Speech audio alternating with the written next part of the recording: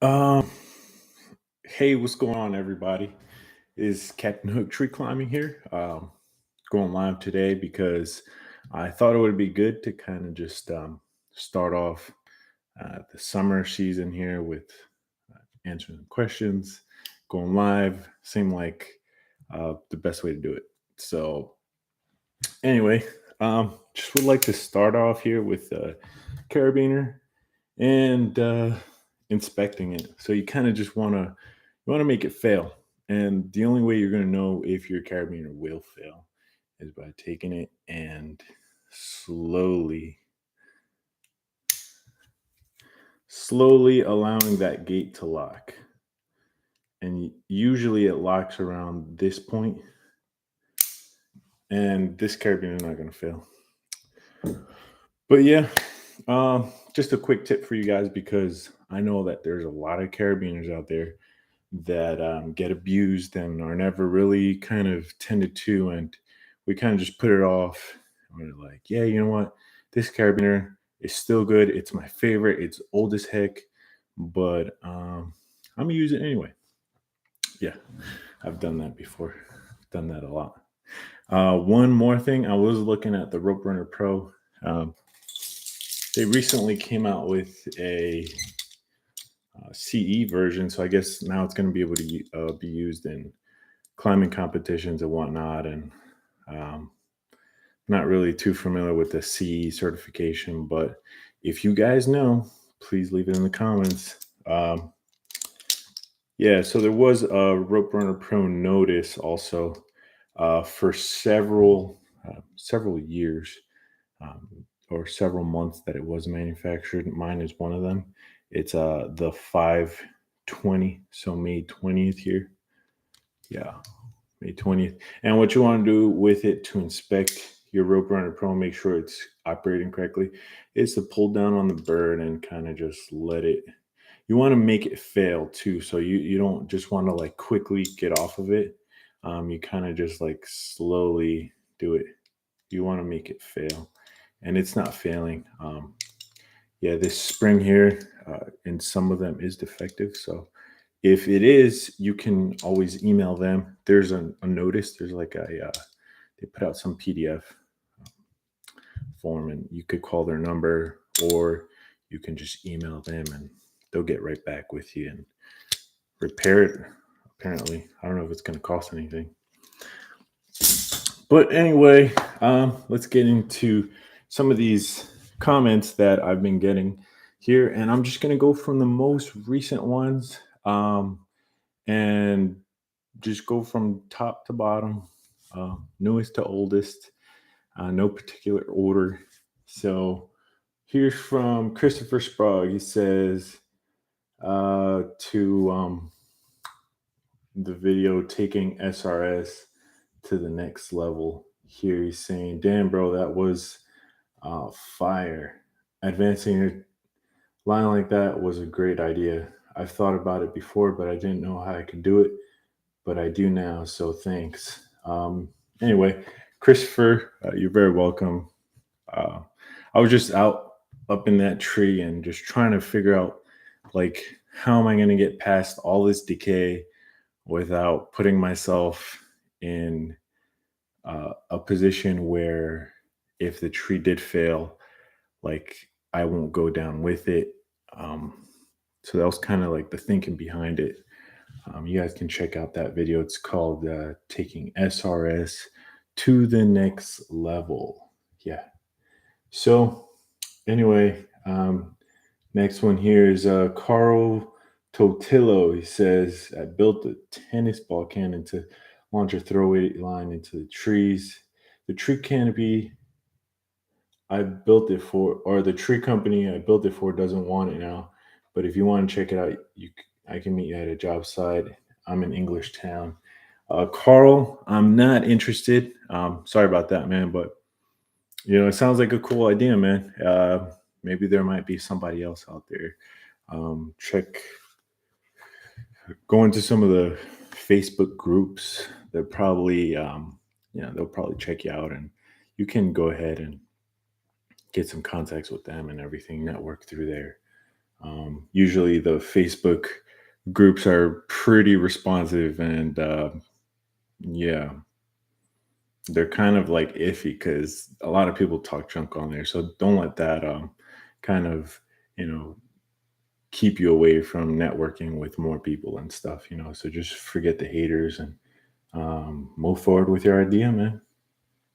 Jonathan A, like number 300. Okay, so this was for the silky smooth climbing with the Rope Runner Pro, removing Quercus ruba. So yeah, this tree was actually really cool. I understood his comment, Jonathan A. Thanks, man.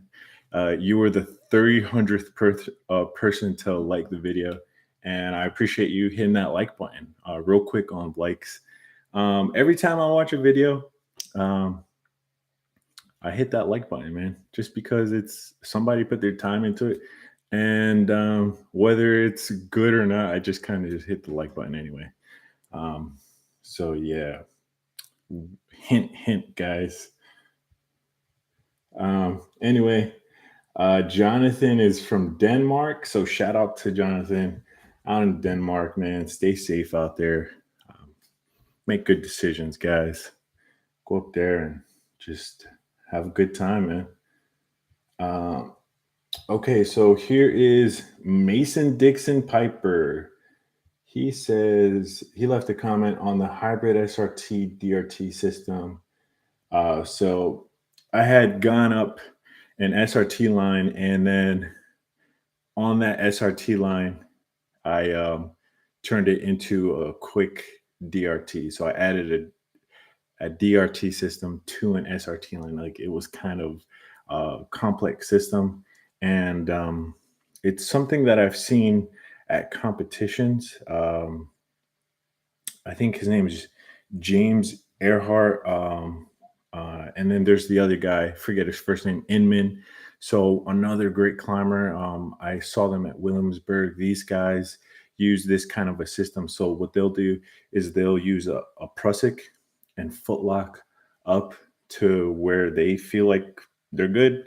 And then they'll install a DRT system real quick and then climb out onto a limb, come back in, take that DRT system off, climb back up, you know, with their prusik and their foot locking. And it's just incredible. It's like all like real, like old school kind of stuff, with a like modern twist to it. I don't know. It's just finesse, man. It's really good. Yeah. So that's what that video, where I got that idea from. Mason Dixon, shout out to you, man. I see you. JF, gotta get on that wave. Oh yeah, so I left a little post about um, like eating healthy and everything. So when you're climbing, when you're doing just anything active and you're trying to build yourself, uh, get into a better build, you're able to sustain um, more physical abuse. You want to be eating healthy. You want to be drinking water. You want to make sure that when you're at home, you're taking some kind of vitamin supplement. I mean, vitamin supplements, they're just gonna fill in for whatever you don't get throughout throughout your day, as far as like food and stuff like that. So make sure that you're drinking plenty of water. When you come home, make sure that you have some kind of a system to remedy like your whatever's going on with you. So for me specifically would be something like my lower back. I know that if I come home and I have a lower back issue, I need to take care of it immediately, because if I don't, later on, it's going to move down to my knees. And when it starts moving down my legs, I know that I have a bigger issue. And that is not something you want, man. You want to just take care of your body in a very kind of not really a systematic way, man, but really just addressing the issues when the issue arises. Don't let it boil up and get worse. Yeah, take care of yourselves, man, for sure. So yeah, let's see what else we got here. So on the rope wrench killer limb walking with a Petzl Chicane on 2014 Petzl Zigzag. That's the name of the video. Carl Kapuscinski says, "Where in this video did you use the zigzag?" I don't know, man. I did. I definitely used the zigzag. Okay, so Vlad Alexander says, "Mine is hard to lower. Bird is stiff. If I listen, it creeps too much. Can you resend a good rope runner? A good rope, 11 millimeter?" Okay, so this is written a little. It's kind of hard to understand the way it's written. Let me see. So, bird is stiff. It creeps. Can you recommend a good 11 millimeter rope? Okay, so here goes a good 11 millimeter rope recommendation. So I just was looking at the Poison Ivy, pretty much any of them, as long as it's got that. I think they all do, right? It's all the same. Poison Ivy ropes. They got 1.3% elongation. It's really good. It's a great rope, man. It's 11.7 millimeter, a little bit thicker than what you're asking about. So that's a comment from Vlad Alexander. That's a good one. Dragonfly is another good one. Multi-purpose, the Poison Ivy and the Dragonfly. So just two right off the top of my head. Really good ropes. All right, Nathaniel Rader. Okay, it'll be good to have you back. I've benefited as a climber in several different ways from watching your videos, bro. Definitely looking forward to new content. Hey, Nathaniel, thanks for watching the videos, man. I really appreciate you guys leaving the videos and comments on the videos, because it's helpful for me. It kind of solidifies my idea behind the YouTube channel, which is to bring some kind of a value to you, for you to increase your knowledge, for you to become uh, a better climber. I mean, what else am I here for? You know what I'm saying? By the way, can you guys hear me? Sorry, I didn't. Yeah. So anyway, moving forward, yeah, I just kind of got a little scared because I got this external mic here, and I wasn't sure if you guys were able to hear me. Sorry about that. Yeah. Zepco Kid, it's good to have you back. Thanks, man. The Tree Barber. Okay. Have you considered getting the Husqvarna T540i? No, and yes. No, because it's kind of expensive and you need to buy a few batteries. I think you won't get away with one battery. It's just not practical in that sense. You need to get a few batteries. I would say if you're going to be doing work with an electric saw, you're going to need like I don't know, maybe 3 spare batteries with the one on the chainsaw, because you're talking about using it the entire day. And when you're using a chainsaw, you don't, cutting wood is a different load on the saw versus cutting a branch. So it's like you got to have a lot of extra battery in order for you to get through the day with it. Unless you have the money to buy that one for, like, say, just limbing of the tree, and then you pull out the gas chainsaw for the wood and all that. So that's like not right now. But thanks for the comment, the Tree Barber. Alan the Wood Alien. Alan the Weed Allen. Okay. Icon Tree is like an assassin from the Assassin's Creed game. Oh, this guy is funny. I remember reading that comment and I was just cracking up, man. I was at work just randomly cracking up. All right. Let's see. So Dan Van Kuenberg, awesome job, but that's not an ash. That's a sapsucker damage. Oh, that's not ash borer. That's sapsucker damage. It looks like a hickory to me. Okay. No, that was definitely an ash. Okay, so let's move forward. Derek Schnurr. What is the length and diameter of your hitch cord? I have a 32-inch that seems to be too long for this wrench, but I'm also a new climber. Okay, so yeah, hitch climbing cord. I would kind of just put two. I would have two handy. So let me see. Depending on how long your tether is for your rope wrench, so I would just recommend getting a long tether, the longest one you can find, maybe like a 12-inch tether, something like that, and then using a 28-inch hitch cord with that. And then if you want, you can use that for your DRT setup as well. But I mean, since you have the 32-inch Derek, you might as well just use that for your DRT setup. So you have two hitch cords or just one. It doesn't really, I mean, it does and doesn't matter. It's just, I know that with the longer hitch cords, your knot rides up a little too close to the rope wrench.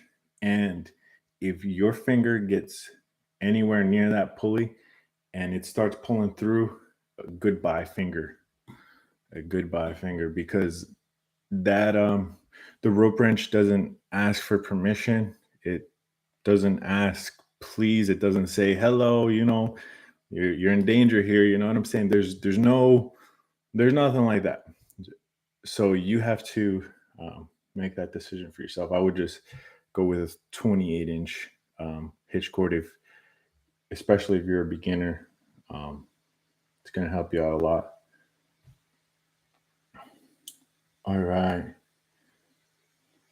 Let's see what else we have here. Timothy Aldrich. If you have to choose between the Rope Runner Pro and the Akimbo, which one would you choose and why? Looking to get one of them, but having a hard time figuring out which one to get. Thanks. All right. So Timothy, honestly, I don't know. I like both of them. The Akimbo, it's like you hate it or you love it. That's kind of how I've seen a lot of people describe it as well, because the Akimbo, it doesn't have aids like the Rope Runner. And let me just show you what I mean. So the Rope Runner Pro does have a spring in it, right? So it has this spring which activates the grab. So as soon as you sit into the Rope Runner Pro, like this thing is already grabbing. You see, it immediately grabs. And with the Akimbo, it's kind of the case, but at the same time, it's not as cookie cutter as the Rope Runner Pro. It really is like it has a little decal on it and it says for expert use only. The Akimbo has that decal on there for a reason. And part of the expert use means that you're aware of this. You're constantly aware of it. And you can't slip up. You literally can't slip up, because sometimes the Akimbo won't grab. That's just the nature of the tool. And you just got to be ready for it. Realize that it's not as simple as the Rope Runner Pro. And they're priced very competitively against one another. So I don't know. The Akimbo has this extremely low profile. I don't have it with me, guys. Sorry. It's in my bag downstairs. So I could stop the live stream here and then go and grab it, but I'm just going to stay. I'm going to talk to you about it from here. The Akimbo has got that really low profile, whereas the Rope Runner Pro has a noticeably much longer profile. And that's kind of going to matter when you're doing spar work. It's going to matter when you're going through a bunch of redirects and you're coming back through those redirects. How else can I explain it? I mean, there's all these little nuance. There's nuance about all of these tools. It's ridiculous. The Rope Runner Pro has pulleys on it, whereas, well, it has one pulley. Let me just be like flat out direct about that one. Yeah, so the Rope Runner Pro does have one pulley on it, which is going to help you tense slack, and it does make a difference. The Akimbo doesn't have a whatchamacallit, a pulley on it, but it's like almost negligent. It doesn't really matter. They're both great tools, guys. You just have to keep, I don't know, you kind of got to just watch videos on it, read about it, and imagine yourself using it. So there's going to be these little things that are going to make you want to have it, and then others that are going to make you steer away from it. The one thing with the Rope Runner Pro that I did notice not too long ago, so whenever your Rope Runner Pro is all locked up, here, let me just lock this guy up real quick. I want to show you guys something that I noticed with it. It was the scariest thing that happened to me using this device most recently. All right, so I got my rope set up in a tree, and I decided that I'm gonna footlock up the tree with the Rope Runner Pro. So I'm footlocking up, and then my rope bridge catches, I think up here on the bird or somewhere. I'm pretty sure it was here, but the bridge caught this pin here, and I came down. It was a free fall. I tried to slow myself down as much as possible. I burnt my glove, like, you know how the glove, like leather gloves, they'll get glazed and then they get wrinkles in them after you like really burnt them out. Yeah, so that's just kind of just trying to describe how fast I was coming down. It was scary, man. So be careful, guys, when you're using it. Make sure that, especially when you're using these devices, use like a chesty, some kind of a chest harness to help you pull it up. That way, your rope bridge doesn't come up and grab the device and send you for a free fall. Maybe if I was using a foot ascender and a hand ascender, I wouldn't have come down the rope. But I was just using this and foot locking, and yeah, it was a bad idea. It didn't work out for me. Anyway, let's get back to these comments. Timothy, I hope I answered some of your questions, man. Which one would I choose? In the end, I would choose a Rope Runner Pro, man. The Rope Runner Pro, it's just a good device, man. It's good. It's good. It's good. It's good. It's good in SRT. It's good in DRT. I've been using it with my hand ascender, so I always use a hand ascender when I'm climbing because it makes my job easier, man. It, like, literally, you take a lot of the effort out of it, like especially when you're doing single rope. Some people think that you need a double-handed ascender, but no, man, I kind of just like this, just climb straight up, stand straight up, and then just climb. Real easy, man. Rope walker system there. And I hope you guys kind of adopt that. My most recent video will show you that technique. So if you guys want to watch that, go ahead and go over to that video. That thing is going to show you exactly how to do it, how to set it up, and all that. Anyway, let's move forward here. Okay, Nina Zhang from HIPAA, HIPA. Are you interested in testing my parts? Thanks. What kind of parts? um, Climbing?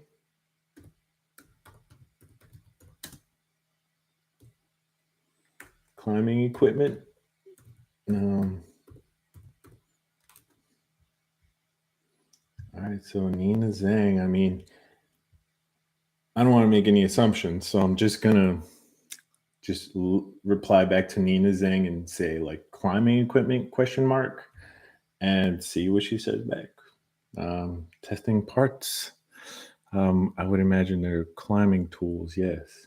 So James Hunter, good work. Nice to see a fellow climber that wants to share knowledge and tips. Thanks, brother. Stay safe and always climb safe to high.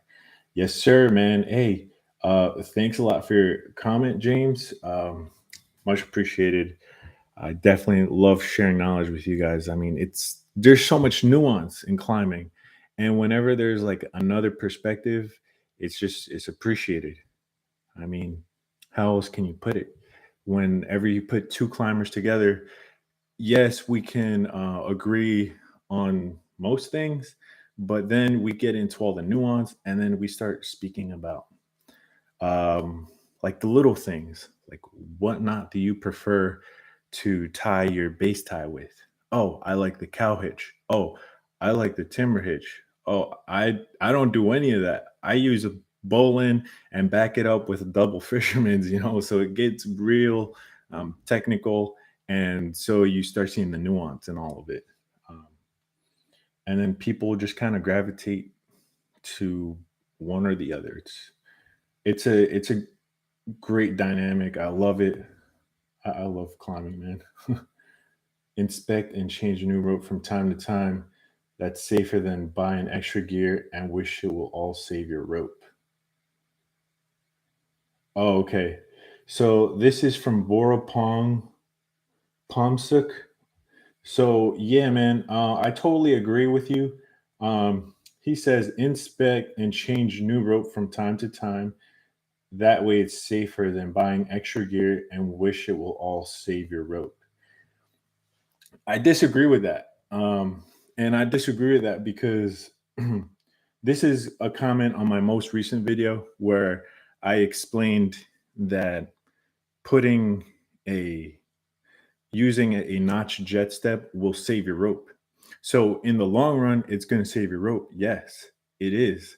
And it's not like you're buying extra gear. I'm just saying, like, this video, first of all, was for beginners. So the beginner climber is going to take advice from a more experienced climber. And I'm going to tell you, like, hey, maybe you should think about saving your rope and kind of being proactive about it. And one way to do that is by using a um, a cammed foot ascender, and that's going to help save your rope. It literally will, because you're going to use the foot ascender a whole heck of a lot while you're up in a tree, especially when you're pruning.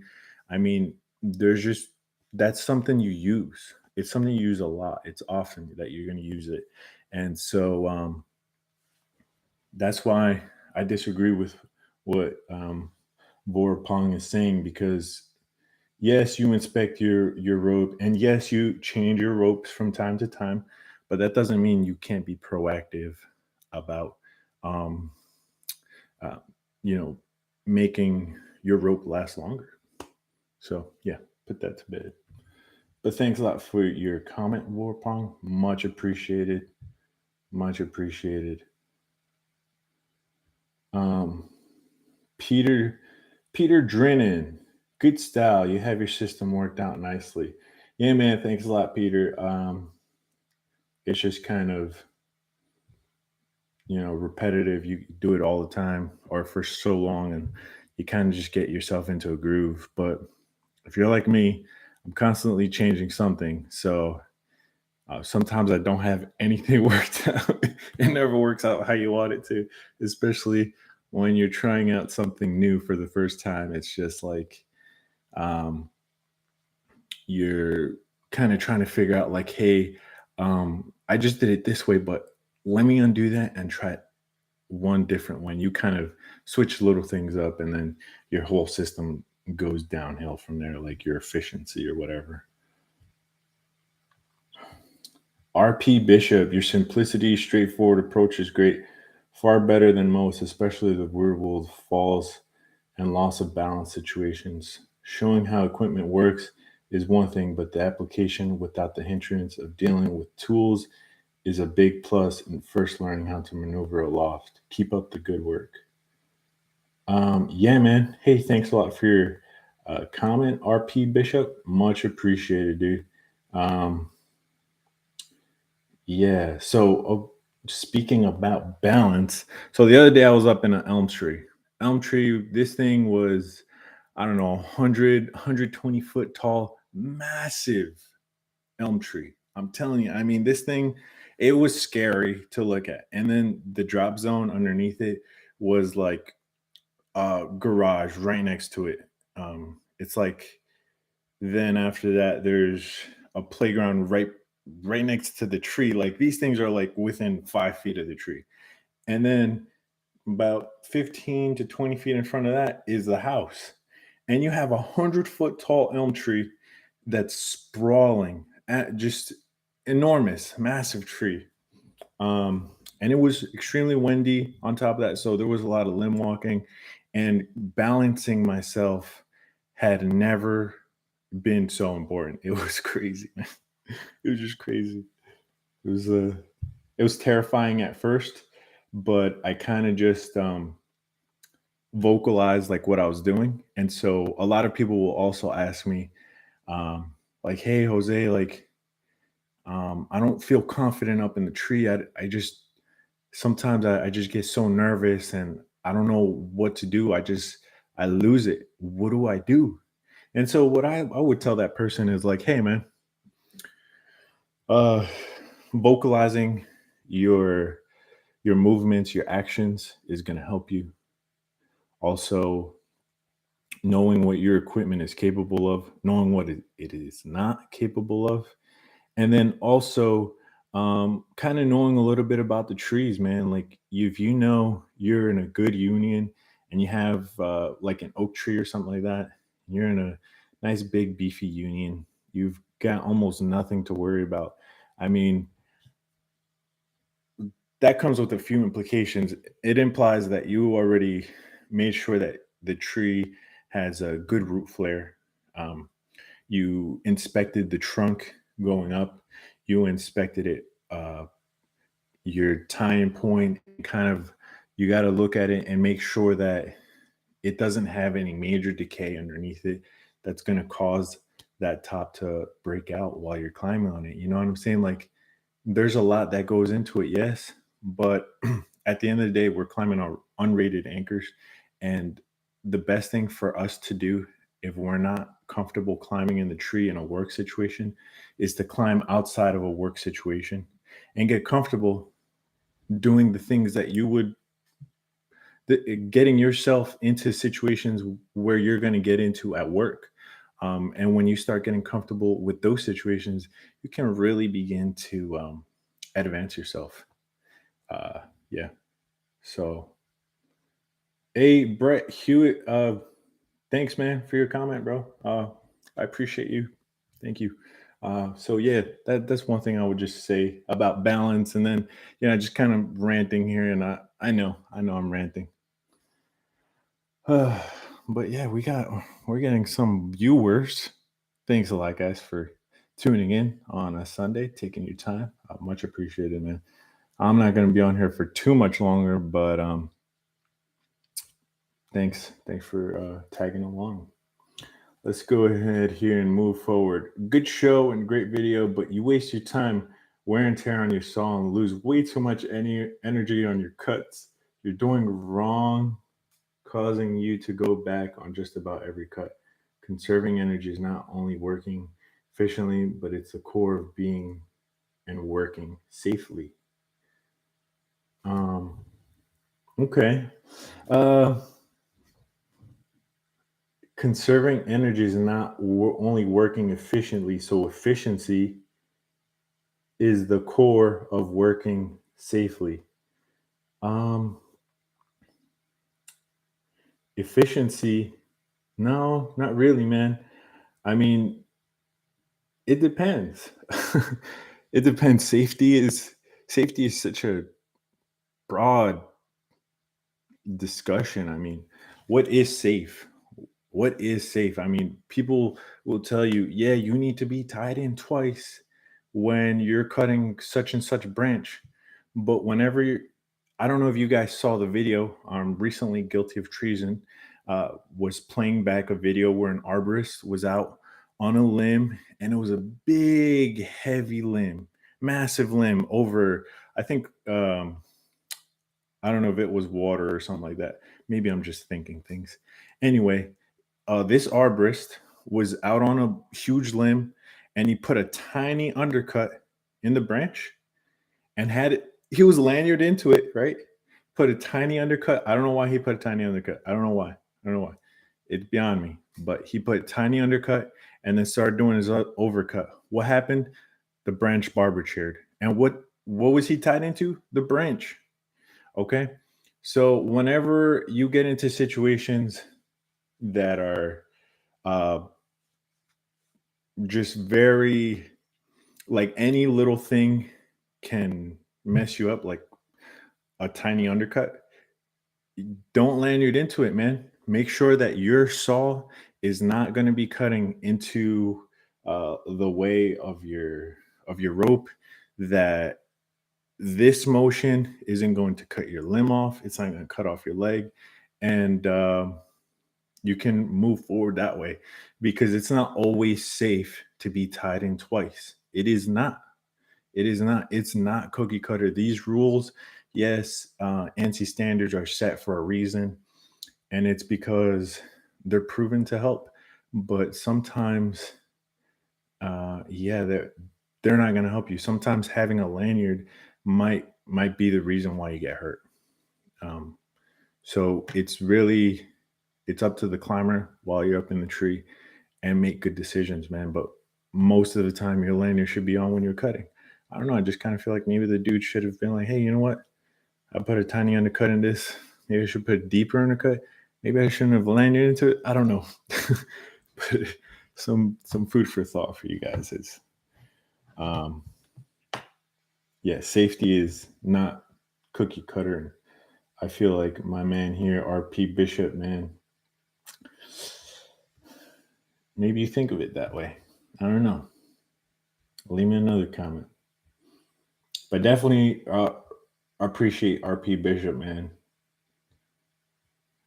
He leaves so many comments. That's awesome.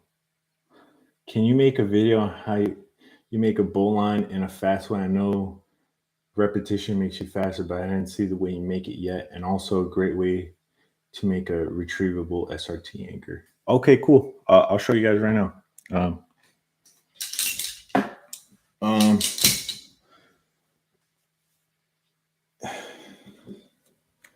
So I just got this DMM revolver rig. It's badass, man. It's pretty hefty. Probably definitely rig off of this, like small rigging. Maybe a redirect, something like that. So what I usually do is I take the rope and I just cross it. I cross it like this. Right? So I take it like this and I cross it. And then I go behind the knot, come back through. That's it, man. That's all I do. I think this is a decently fast way of tying a bowline, but I've seen people tie what do they call it? A cowboy bowline.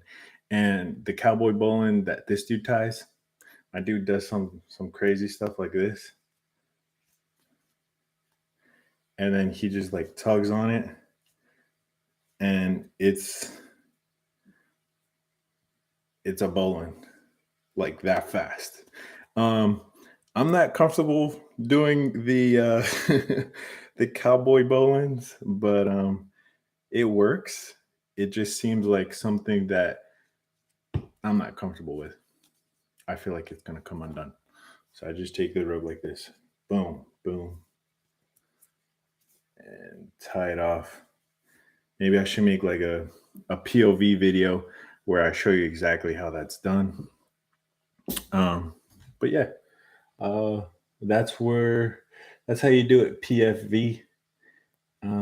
Let's go forward. The setup I'm building has a Captain Hook with a DMM revolver rig, with a revolver twin rig and a revolver rig single with a Prusik roll and lock and a Prusik for progress capture 3-to-1 system. Can you add the Captain Hook? Would you need to basically have a long lanyard to use for 3-to-1 and pull yourself across the canopy to another tree or position to and from a rope walk? Jasmine. Okay, so that's from Jasmine Anderson. Okay, Jasmine, much appreciated. Thank you for the comment. So Jasmine, no, man, I wouldn't. No, Jasmine. I'm sorry to break it to you, but it's just too much gear. Your system is too gear intensive. It's dominated by all these moving parts. I mean, you're talking about a twin rig revolver and a single rig. I mean, oh my gosh. I mean, look, don't get me wrong. I'm not trying to like bash you or anything like that. Like anything can be improved. And so don't take my humor for disrespect. But Jasmine, what I would do honestly is I would probably just go back to the drawing board. And if you really want to keep the rig and all that stuff, what I would do is just I don't know, I wouldn't do a 3-to-1 system to traverse with the Captain Hook. What I would do is just keep it 1-to-1. I would trade the revolver rig and all that stuff for an Akimbo. And I recently did, I filmed a video.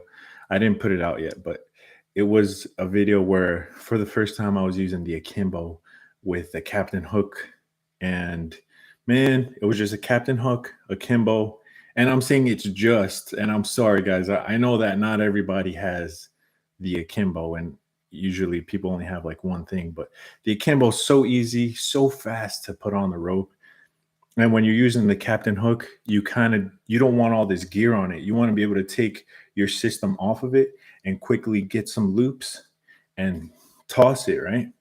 And so that's the idea behind the Captain Hook. It should be fast. It should be something easy to just kind of get you going and traversing trees.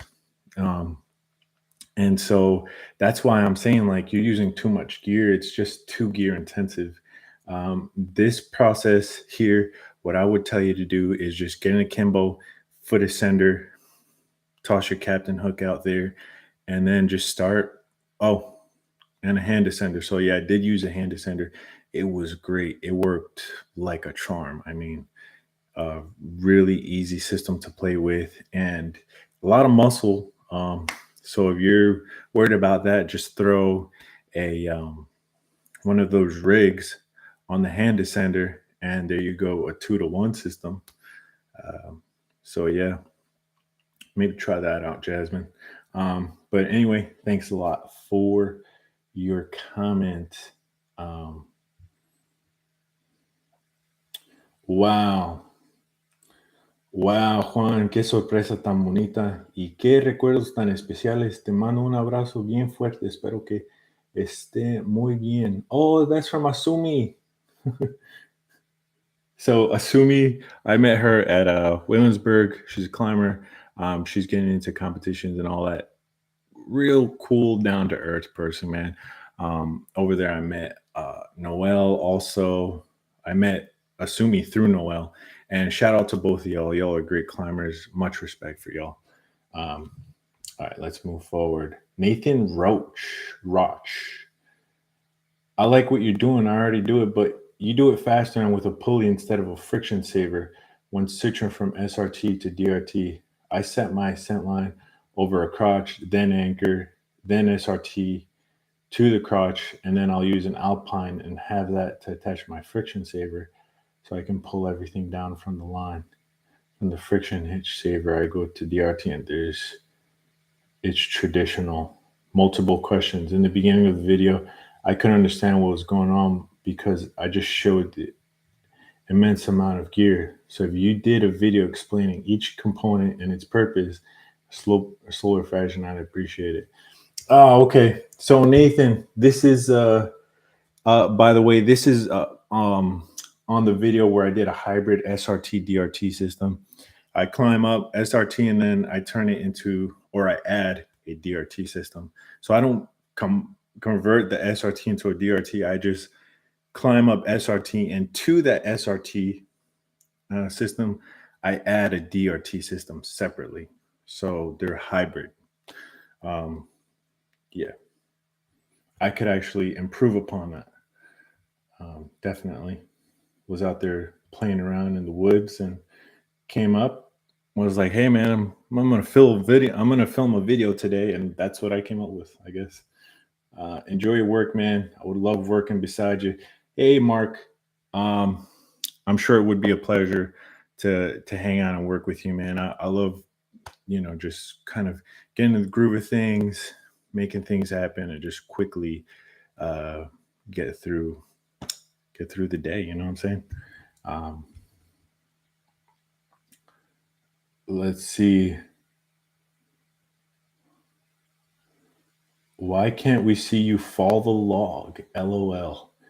All right, Devin. Well, I actually didn't fall that log. This is on a video where it's titled Rope Runner Pro Oak Tree Removal. And so, yeah, I didn't fall that log, Devin, but my buddy Mike did. He did a great job on that one. Is your 194T modded at all? The only mod that I have on my 194 is just took the baffle off. So if you take the side cover off, right? And then on the exhaust, there's a little screen, the spark arrestor, and I call it a baffle. So I take that stuff off, and then I cut a bigger hole with a little Dremel. And so that's how I modded it. Gave me a little bit more power, and that's all I was looking for. So it's extremely loud too. It's obnoxious little saw. There's an ART, there's an art to the way you move around in a tree. Yeah, Martin, thanks a lot, man. I appreciate you seeing that, man. That's on the Windstorm SRT Climbing. So yeah, I was climbing in a windstorm, and the wind was blowing, man. It was blowing. We cut down a bunch of maple trees. Got some drone videos in there. So that was really cool. Eduardo asks, he's saying, ¿qué soga utilizas, hermano? Eduardo, ahorita nada más estoy usando como dos diferentes. Usualmente va a ser el Dragonfly por Teufelberger, y luego también voy a estar utilizando la Ecstatic por Teufelberger, igual, de la misma compañía. Pero hay varias otras. Y pues ahí verás tú. Hay una un poquito más barata. Se llama el Poison Ivy, que también es muy buena para los dos, de doble línea o de una línea. Gracias. Okay, so that was a comment from Eduardo. Here goes, Brandon Marshall, is your rope one of the approved ropes for the Akimbo? With it not catching the rope, it looks like you just need to adjust the bollards differently. Brandon, man, I've had this issue with the Akimbo for a long time. I'm not that heavy, man. I weigh like 200 pounds. That's without gear, but I weigh about 200 pounds, and I am using an approved rope for the Akimbo. I've got the Dragonfly, and it still kind of creeps, man. Sometimes though, it's like here's the nuance about the Akimbo. Speaking about like there's nuance between the rope runner and the Akimbo, and this is part of the nuance. So like today on a hot day, you're gonna get more creep with the Akimbo because I don't know, you just get a little bit more creep, man. And since you only have 2 bollards, 2 friction points, maybe that has something else to do with it. Maybe I just need another rope. I haven't tried another rope. Actually, I have tried several other ropes, but I don't think the rope is a problem. Temperature, it's just a temperamental tool. You love it and you hate it. Thanks, Brandon. Oh, here goes James Bourbon commenting on one of my coffee videos. I think it's the only coffee video I have. So, okay, he's saying, if using a larger cup, then you're actually making a longo shot each time. Unless you're only filling halfway per 16 grams of coffee, which is best done using the smaller cup. Filling the smaller reservoir to the top line makes it great double espresso shot. I make 2 of those each morning just to function. Well, God bless you, James. I drink a lot of espresso myself. I don't know if any of y'all are coffee drinkers. Brandon Echeverria, bro, I remember you. You were in my chemistry class, man. We did chemistry together. Yeah, I actually did. I was going rock climbing. When was I going rock climbing? When I was living in Colorado Springs, a while back. I was in the Army at the time, stationed at Fort Carson. And so I was doing a little bouldering. So some sort of rock climbing. But I guess the irony of it is like you had the mountains right there, and I never actually went like real rock climbing. So no, yes and no. To answer your question, Brandon.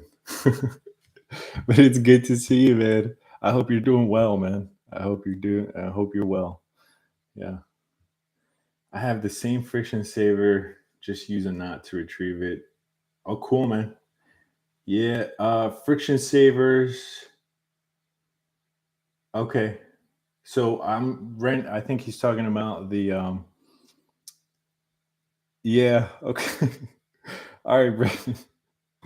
Yeah, I don't live in Jersey anymore, man, but yeah. Sorry, bro. I would be interested, bro, but I do have your number, so I'll hit you up at your area. Yeah. All right, I'm gonna get back to these comments. So yeah, this dude is saying I have the same friction saver and I just use a knot to retrieve it. This is from Texas Lineman Gaming. Okay, so he actually gave me the idea to start using a knot. I just kind of put an overhand knot in my rope once I'm coming down to retrieve my friction saver, and it was just a lifesaver, man. So if you have a friction saver and you're trying to retrieve your friction, or you're trying to retrieve it, just put a knot in it. You don't need that little ball. You really don't. You don't need the ball. I mean, unless you're using the ART friction saver, something special like that. So, yeah, dude. Yeah, man. Family's all good, bro. Yeah, dude. Anyway, Texas lineman, lifesaver. Randy Kern. Hey, man, I literally live just 2 hours away from Freehold. If you can check me out, bro, would be awesome. My company is Tall Feller, Google and Facebook, and company I actually work for is a Tree Effect. We're located in South Jersey. I have a burning passion for tree work, and it's so cool to see someone else in Jersey with the same outlook. I didn't even have to see Freehold, New Jersey, just know it was Jersey. I could tell by the trees. Might bump into you someday, man. You never know. We may not have monster trees out here, but we sure as hell know how to get it done and make some money. Yeah, buddy. Thanks a lot, Randy Kern. Keep it, keep with it, and yeah, man. It's good to know that there's some tree huggers out there too, man. Binge watching your videos after work every day, man. Bro, that's just crazy. People binge watching my videos. It's incredible, man. It's I kind of just, I don't make these YouTube videos to make money off of them. I don't really make any money off of them anyway. It's not for that. And I just do it because I love climbing. I just love tinkering with all the tools and figuring out the best way to use them. That's why I made my channel, man. Thank you guys. Great overview, and thank you. I love how compact it is, and the price does put me off. So that's a comment towards a Rope Runner Pro or a Kimbo video that I had. So yeah, that's by Matt Glenn. Matt Glenn, I know, man. It's expensive, man. The Kimbo it's pretty high price, and then at the same time, like, there's the Rope Runner Pro, which has seemingly more advantages. Comes down to preference. Yeah, but the Akimbo is a cool device. It really is.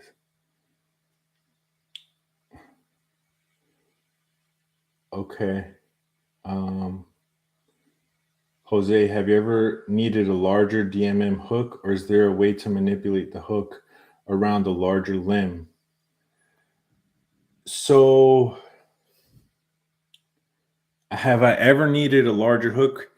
Yes, but no. Yeah, I mean, you wouldn't need a larger hook, and the reason why you wouldn't want a bigger hook is because the hook is designed to grab, what is it, 100 and I forget the exact diameter that it's going to grab, but it's probably going to grab something this big. And that's a pretty decent sized branch right there. It's probably like around 6-inch branch, maybe a little bit less. But anyway, the Captain Hook, man, doesn't need to be bigger. It's perfect the way it is. And the way you get around that small of a hook is by getting it over that big union, that branch that you can't grab, and then you manipulate it so that it'll grab something. You get it through this union, and then down here there might be a smaller branch. So you get it to hook onto that branch underneath it. And so then the rope is over this union, but hooked onto a branch below it. And so then that's how you use the Captain Hook in those situations. It's really good for that reason, and it's a lot of fun to manipulate it. You kind of like twist your rope a little bit to kind of adjust the position of the hook. You get the hook to turn, and then I don't know. It's like a throw ball. It's like throw ball manipulations. Throw ball manipulations are, they're a pain in the ass, just like the Captain Hook is. All right. Thanks for showing the messiness with advancing your time point. It really helps me get a feel for what is reasonable to expect in myself, and also catch a few ideas about how to make a difficult task easier. That's from On Grid Self-Reliant Family. Yeah, man. Thanks a lot for your comment. And yeah, showing the messiness in the videos, that's just kind of, I did that purposely because I want people to like, I like realism. So I want to show that in my videos. I want that to be something that's portrayed. I don't want to make cuts on everything. Like, there are some things that I do cut, but for the most part, man, my videos, they have everything in there.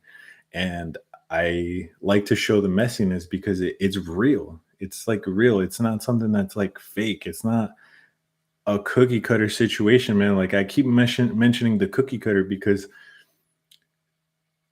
tree climbing is so dynamic. It's not something that you can just explain away on a few pages. It's nothing. It's something that can be written about, but I would say if it was written about, it would be written about more artfully, because that's what it is. It's an art. It's not something that you can just read a book on and go out and do, like most things. So yeah, we're coming up to about an hour now, guys. Thank you guys for all of your comments. I'm going to put a bookmark in it, and I'll see you guys again. Maybe I'll do another live stream another time. Let me know in the comments. Thank you guys for watching, man. Smash that like button. I see 8 people up there. Smash that like button. I appreciate it, man. Till next time, guys. Climb safe, climb high, keep your head in the game, man. Talk to your peoples about how you can do things more efficiently, and the end result being a safer work environment for all of you guys. Till next time, y'all. Thank you. Peace out.